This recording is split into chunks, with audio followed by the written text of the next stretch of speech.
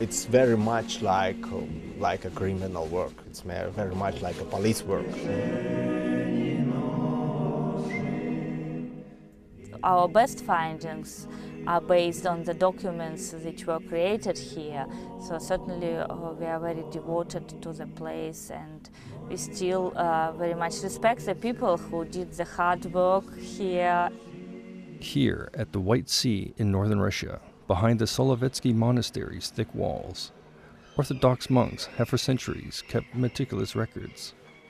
Today, these records provide us with an understanding of how and why the abundance of fish in the area, especially salmon, changed over centuries. Monks were literary people, and they were trained to keep their financial documents very well. So from their financial documents we could calculate the number of fish which were caught in different places which were under the control of monastery. The documents go back to the 16th century and were written for a completely different purpose than the one the scientists are using them for today. It was kept in the archives as an example for the future people, and also it was necessary to deal with the state government, because you had to have this document to show to the government if it will ask you that you paid all the taxes and the things are done like this. The HMAP White and Barents Sea group is formed of historians and biologists. The historians are the first link in the chain. They can read and interpret the old documents.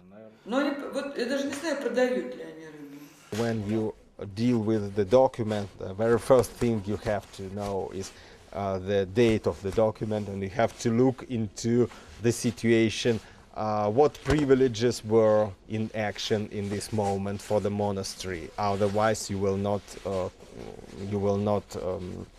be able to analyze it properly. Sometimes it's a tricky task because even when we get the number of fish caught, we need to know the economic situation. We need to know what the portion of fish which belonged to the monastery.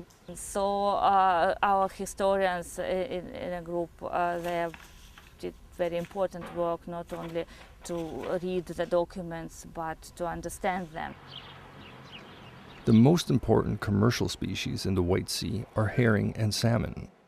The data on salmon was proven to be the strongest. Salmon has always had a high value, and the catch methods haven't changed for centuries. That makes it possible to compare the catches through time. The historians pass all the numbers of fish caught in a given area at a given time on to the biologist, who can work with the numbers statistically.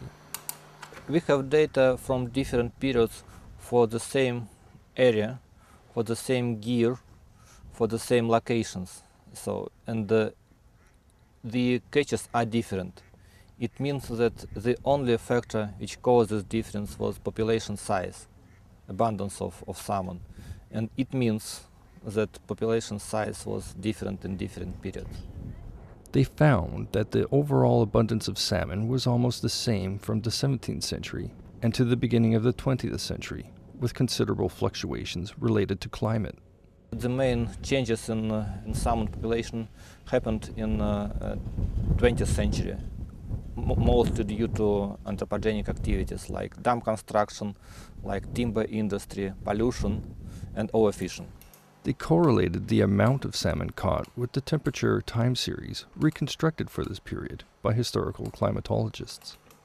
In colder periods, population decline, and in warmer period, its abundance is growing. This knowledge can be used to predict how the salmon population will behave in the future, especially in a time where global warming is an increasingly important issue. In the White and Barents Sea group, all participants are very satisfied with the interdisciplinary approaches to this field. I think that it is really very important to understand the changes in nature, in the ecosystems around, and when we can use the historical documents for that, it's a great success, and it's very good interdisciplinary exchange.